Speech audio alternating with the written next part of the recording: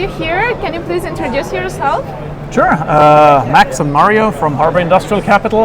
We're a VC fund focused very heavily on the Polkadot ecosystem. Okay, that's great.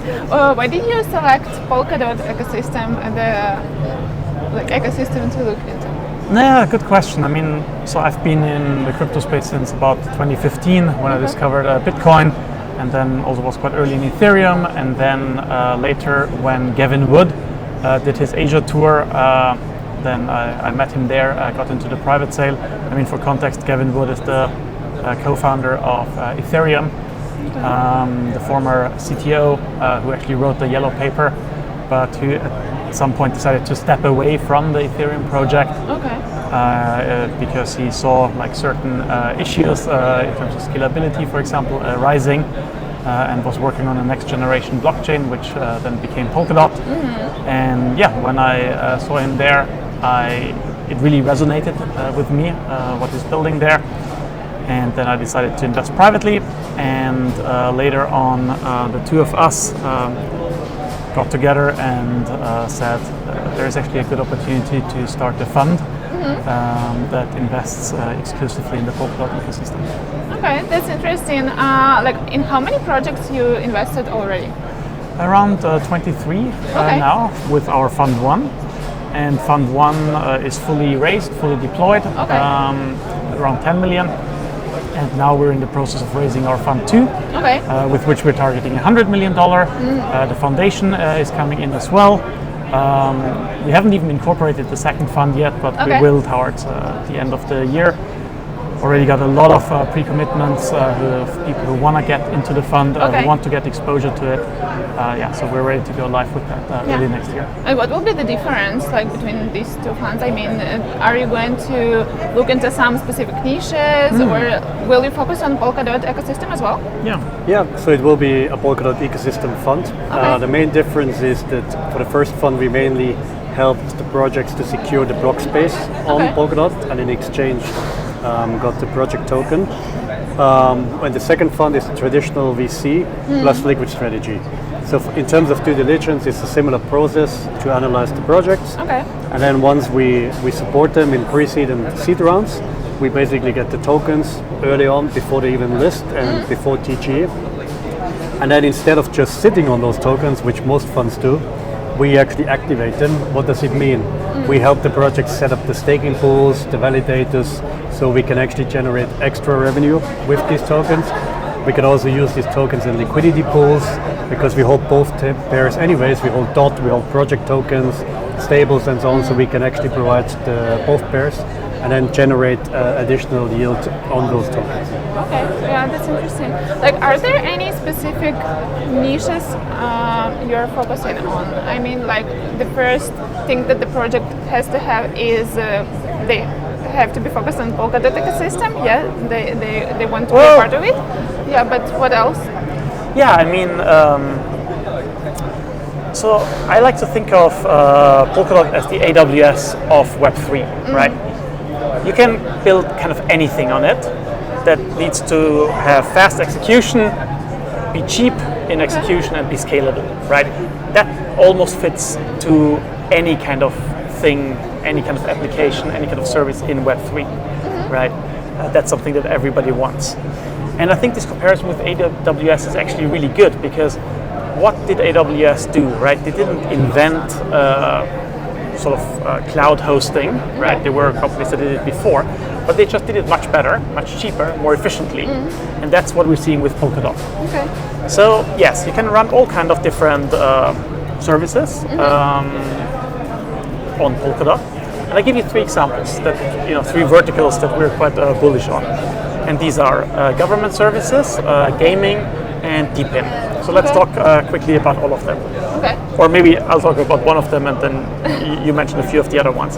I want to talk about DeepIn first, which is something that I'm personally quite passionate about, and where we see a lot of real-world traction. We recently invested in a company called Peak Network. Well, actually not recently, a few years ago. Yeah, I've heard of them. There were a lot of news about them this year. They're literally about to list this week. So and we've been there kind of since the beginning. So what they are doing is they are working with, or they're sort of setting up decentralized physical infrastructure networks, right? That's what DePIN stands for. And it's kind of, and there are lots of different pieces of infrastructure, right, that generate data, and then this data can be monetized. Okay. If it's like sufficiently structured and made available, and so that's been a meaningfully decentralized, permissionless way. What can this data be? It can be kind of anything you can think of. It can be agricultural data. Yes. Let's say, soil acidity and like rainfall in like some random region of the world, right? And you have physical devices that measure that and then feed it into the cloud. It can be like traffic information by like a self-driving car that drives somewhere and measures like road conditions. Yeah. On its own, this information isn't that useful, but in aggregate, it's actually some really very powerful, very valuable data stream that can be like put on a blockchain, right? And then evaluated and monetized. Yes. So that's one thing that we're quite bullish about. Okay. Yeah, that's interesting. What about other? Yeah, so briefly about gaming. Gaming is a big vertical, obviously, and it's all about basically connecting the gamers so they can trade in games their assets. So we invested recently into a company called Mythical Games. Okay. So they built the NFL game. They also just announced the Pacha Penguins, the new game. There will be a big announcement coming in the next 2-3 weeks. We cannot say yet, but it's going to be really big in the whole sports space. Okay. So they are like a gaming studio that can enable basically Web 2 games to transition to Web 3. And the third vertical that we're super bullish on is government services. Okay. So we invested in a project called Mandala Chain. They are in Indonesia, working very closely with the government to basically digital identity, healthcare, transportation department, banking, insurance. So all kind of like enterprise solutions. So basically think about in a country, like basically offering all these services in a much safer way. It allows the government to get closer to the citizens and the citizens to actually control their data, and then allowing them to share the data with who they want to share, also to sell their metadata, for example. So really enabling a leapfrogging for these economies ahead.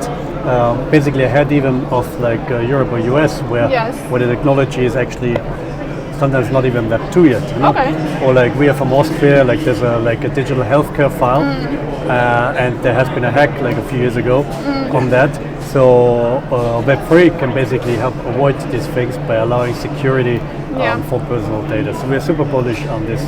That's really interesting. Yeah, I can't wait when like blockchain will be integrated into government services. Yeah, and you mentioned that this project is from Indonesia, this specific one. Yeah, so maybe you can tell me a bit more about Asia and like blockchain development here in different countries. Sure. So Mandala is now in Indonesia. So they're already in discussions with other Southeast Asian governments, basically to use this framework to apply it also to other countries. So there's a lot of like scalability, not just within the country, but also horizontally across different countries. And we see in Southeast Asia really a lot of things happening now. So Polkadot has been traditionally very strong in Europe, and also Japan with like the Asta was building there, some projects in China. But now we actually see Southeast Asia getting very interested. We just had 3 days conferences here for Sub-Zero, which is the Polkadot and Substrate Developer Conference. Gavin Wood, the founder, was also here. He talked about Jam yesterday in a specialized panel there. So it's really a very strong focus on Southeast Asia, and we do see a lot of new projects coming from this region. Yeah, that's really interesting. Yeah, and we are now in Bangkok in Thailand. So yeah, I see like how active the community is here, right? So the Thailand seems to be a very interesting region to focus on in terms of crypto as well. Yeah, 100%. I mean, we're based in Hong Kong. I've been there for 11 years. He's been there for 14, 15 years. So we're very much focused on this region. Hong Kong is also like a great place to be, right? There's a very active crypto community there since the very early days. Also, the Hong Kong government, for example, is really warming up to the crypto industry in terms of regulations that they're passing that are sort of more and more embracive. I mean, now with the US election, right, we're probably going to see a much more pro-crypto shift in regulations there as well. But in Asia, it's already there in many ways, right? I mean, places like Singapore, Hong Kong, right, Dubai, obviously, have been at the forefront of crypto regulation for a long time. Yeah, that's true. How do you envision the next year in terms of crypto development?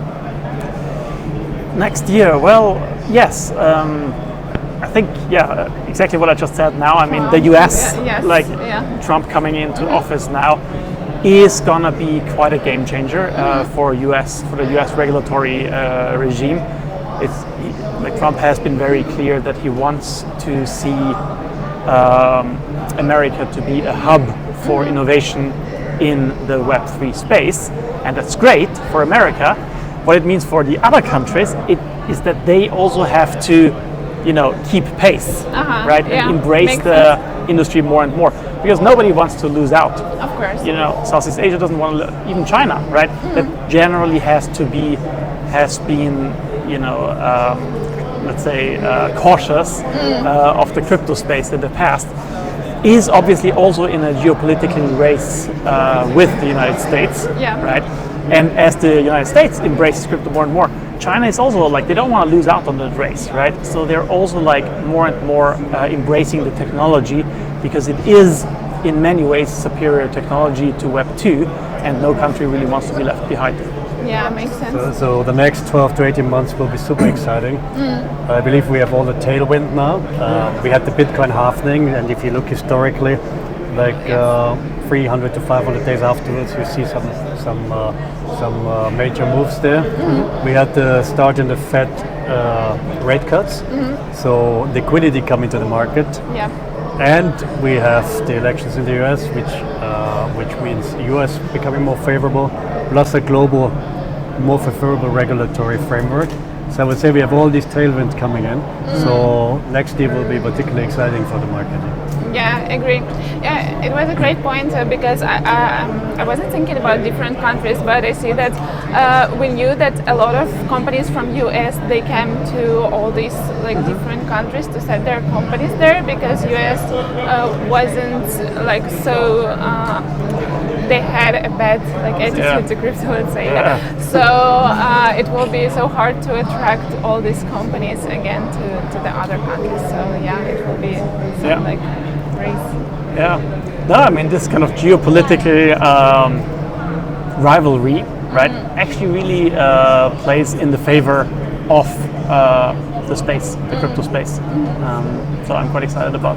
And if you look at the VC space, I mean, we obviously outside US, but it's still 80% plus of the VC capital is US, which in the last few years has been very cautious or almost non-existent for the crypto investment. So you can expect also a lot of capital flowing into projects, which will further drive innovation, further drive valuations. So we're also super excited to see these flows coming in. Yeah, I'm excited as well. Thank you so much. Yeah, it was a pleasure speaking with you. Thanks for having us. Thank you very much for having us.